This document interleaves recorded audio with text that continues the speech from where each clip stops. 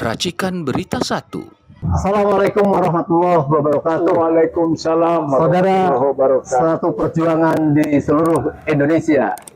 Kita tahu bahwa setelah atau pasca Kamis tanggal 13 Oktober para pejuang kita November, saya ulang lagi, 13 November hari Kamis, pasca dipanggilnya atau ditersangkakannya para pejuang kita RRT dan ditambah 5 tokoh lainnya termasuk Abang Bang Rizal, seorang pejuang, seorang yang ditersangkakan pula. Itu ada yang menarik, yaitu ada upaya apa yang disebut mediasi. Tentu kita akan kejar dari Bang Rizal. Apa maksud dari mediasi itu? Apakah itu merupakan konstelasi urut-urutan memang secara hukum harus dilakukan itu? Tetapi yang jelas nampaknya kalau bangsa Indonesia sudah meyakini sudah selesai urusan ijazah itu. Upaya mediasi ini apakah ingin menganulir tentang ijazah itu? Apakah kalau mediasi berhasil kemudian ijazah itu menjadi asli misalnya itu? Nah, ini yang sangat menarik bagi kita bangsa Indonesia, tetap melanjutkan difikskannya tentang kepalsuan ijazah itu dan harus dituntut secara hukum, dan kita meminta Bapak Presiden untuk menegakkan ini secara seadil-adilnya. Tapi itu saya, yang penting kita mendengar dari tokoh kita ini, Bang Rizal. Om Lim, waktu pertemuan dengan tim percepatan reformasi gitu kan, beberapa kita yang disebut statusnya tersangka kan tidak boleh hadir, gitu kan, atau boleh hadir tapi tidak boleh bicara, gitu kan. Yang akhirnya kita pilih lebih baik tidak hadir, kemudian diikuti oleh beberapa tokoh kan. Itu mediasi siapa yang mengadakan? Nah, pada waktu itu belum ada, gitu kan, karena belum dimulai acara, gitu kan. Kami sudah keluar, kan gitu. Intinya yang kita kritisi awal adalah kenapa tokoh hukum yang ada di sana seperti misalnya Prof. Jumli Asidiki, Prof. Mahfud, atau mereka juga penegak hukum kan, para mantan pejabat tinggi di kepolisian, itu kok seperti tidak mengerti hukum, gitu. Padahal dalam hukum itu ada azas presumption of innocence, praduga tidak bersalah. Seseorang yang belum divonis, apalagi sampai ke tingkat inkrah, itu harus dinyatakan tidak bersalah. Dan sebagai orang yang tidak bersalah, dia punya hak yang sama dengan orang lain, termasuk hak untuk didengarkan pendapatnya mengenai usulan-usulan reformasi kepolisian. Harusnya kita didengar, malah sangat relevan sekali kalau mendengarkan dari pihak yang memang berkaitan, gitu kan. Kira-kira kalau Mas Rizal, kalau boleh ngomong kira-kira, apa maksud mediasi ini? Yang terdiri ada Pak Jimli tadi itu, angle-nya tuh apa? Ya makanya ujung-ujung kita dengar setelah keluar, gitu kan, bahwa yang di dalam itu berbicara soal mediasi. Gitu. Kita juga berpikir mediasi apa? Sebab kalau mediasi konteks hukum itu adanya di ruang pengadilan, dan itu sudah terjadi pada waktu itu di Pengadilan Negeri Jakarta Pusat, Pengadilan Negeri Solo, itu ada sesi mediasi, dan di situ kita sangat siap, yaitu asal itu kan Jokowi hadir, kita prinsipal hadir, kita minta tunjukkan ijazahnya, kemudian berikan kebebasan masyarakat untuk mohon penelitian atas ijazahnya. Itu di dalam forum pengadilan, dan itu sudah dilakukan. Yang ternyata Jokowi tidak hadir, Jokowi tidak mau menunjukkan ijazahnya. Jadi mediasi apa lagi, kan begitu konteksnya. Apa itu mediasi itu terlaksana? Ini banyak masyarakat sudah terlalu muak kebohongan-kebohongan Jokowi ini. Menurut mediasi ini paling-paling ya mungkin tekanan-tekanan dari Jokowi. Kira-kira gimana? Makanya kalau mediasi di luar yang tadi, yang ternyata terbukti bullshit saja, Jokowi siap mediasi itu, faktanya di ruang hukum yang ada ruang mediasinya, dia tidak hadir, dia tidak menunjukkan, berarti bohong, kan gitu. Sekarang mau disebut mediasi lagi, mediasi apa?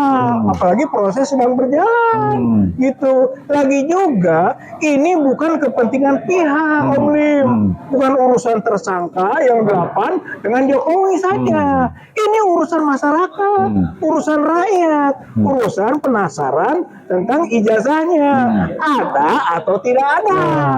Kemudian kalau ada, asli atau palsu, itu yang harus dibuktikan. Makanya kalau konteksnya tidak itu, nggak ada mediasi. Baik, Gitu kan? jadi yang terbaik ya, tentu Bang Rizal ini bukan saja tentunya akan melakukan perlawanan terhadap ditersangkakan itu. Yang lebih baik supaya masyarakat tidak terpecah. Apa yang sebaiknya dilakukan? Oleh siapa nih? Oleh tentunya oleh Pak Kalau para kita. Para tersangka tentu akan mengikuti prosedur hukum yang ada. Walaupun kami tahu penersangkaan itu kriminalisasi, itu pemerkosaan hukum, gitu kan. Kita akan terus melakukan perlawanan hukum, termasuk juga kemungkinan perlawanan politik, karena ini adalah kepentingan politik menggunakan hukum, gitu kan. Kita lawan, gitu kan prinsipnya, gitu. Nah kemudian bahwa kita juga belum selesai urusan Barreskrim, gitu. TPUK, gitu kan, mengadukan kan Humas itu, dan sampai sekarang ada surat dari Irwasum, itu proses masih berjalan, itu berarti kita akan desak terus, di mana pesakitan yang benar adalah Jokowi, karena Jokowi yang kita adukan penggunaan ijazah palsu, pembuatan ijazah palsu, gitu kan, mungkin menyuruh memalsukan kepada dimasukkan ke akta otentik, ya gitu kan, 263, 264, 266 KUHP, dan itu yang kita tuduhkan. Itu buktikan dulu. Seharusnya Barreskrim menuntaskan ini. Jangan langsung tiba-tiba langsung ke kita ini kan sebagai fitnah, gitu kan, pencemaran nama baik, penghasutan. itu kalau nanti sudah ada pembuktian. Jadi masyarakat, rakyat, aspirasinya sedang kita perjuangkan. Gitu, Om Lim. Saya sedikit meningkat ke politik sedikit ya. Karena rakyat ini kan jelas melihat sekali concernnya Jokowi ini.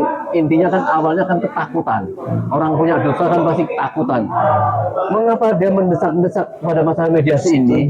Dikhawatirkan dia ini melihat bahwa tersangka ya, dia yang tersangkakan ini bahkan melangkah lebih jauh menuntut bukunya atau ijazah Gibran yang dalam buku Rismon terakhir itu Gibran Endgame gitu. Ini yang dia paling takutkan, karena nafsu berkuasa, nafsu akan berbuat jahat kepada rakyat bangsa ini itu masih belum selesai. Gimana dugaan Bang? Benar, itu like father like son. Gitu kan. Bapak dan anak sama saja bapak dan anak. Dua-duanya itu jago ngeles, jago bohong, gitu kan, dan jago memalsukan, gitu, dokumen. Kalau saya sudah melakukan analisis juga, gitu kan, bahkan sudah mencoba menyerap aspirasi masyarakat.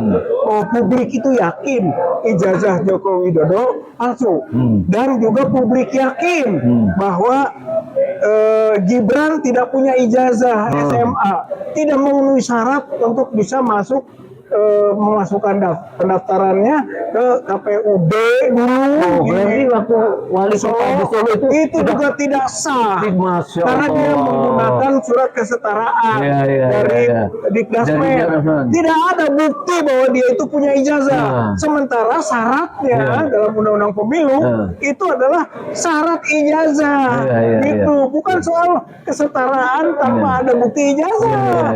Jadi sebetulnya Gibran ini fatal. Bahkan kalau kita mendesak pemakzulan Gibran, sangat beralasan hukum. Sangat beralasan hukum. Gibran itu harus dimakzulkan dari jabatan sebagai Wapres, dan juga sebagai Presiden dulu. Jokowi Widodo juga tidak berhak, juga tidak memiliki alas hukum yang hak untuk bisa menjadi presiden. Maka sekarang bukan dimakzulkan dia mah, tapi diadili. Jadi lupa dimakzulkan atau didiskualifikasi. Oh dulu bohong, ini harus dia. Ya bentuknya sekarang pengadilan, karena dia sudah memalsukan, gitu kan, dokumen dulu waktu mendaftarkan. Jadi tema pokok kita sebenarnya tangkap adili Jokowi dan makzulkan Gibran. Itu nanti Gibran juga bukan hanya dimakzulkan, tapi Gibran juga diadili juga. Inilah negara hukum. Baik, luar biasa saudara sekalian ya.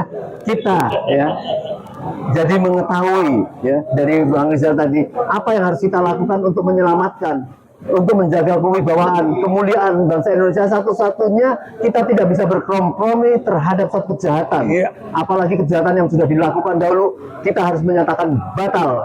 Maka untuk menyelamatkan, sekali lagi bangsa Indonesia mempunyai kewajiban. Apakah Anda mau mempunyai wakil presiden yang dikhawatirkan pula kalau Bapak Presiden yang sudah tua itu ujuk-ujuk ya menghadapi hal yang mendadak, tidak bisa melakukan suatu kepemimpinan? Anda rela, rakyat Indonesia rela dipimpin oleh Gibran, bukan saja kemampuannya, tapi kejahatannya yang sama dan bahkan lebih jahat daripada orang tuanya. Dan ini menjadi kewajiban kita semua untuk menjaganya. Terima kasih Bang Rizal. Kita berdoa semua untuk para pahlawan yang ditersangkakan.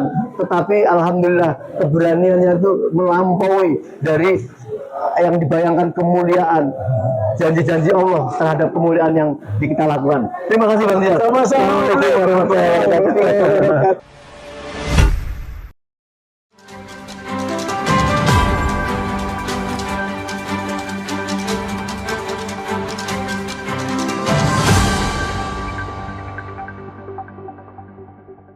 Racikan Berita 1.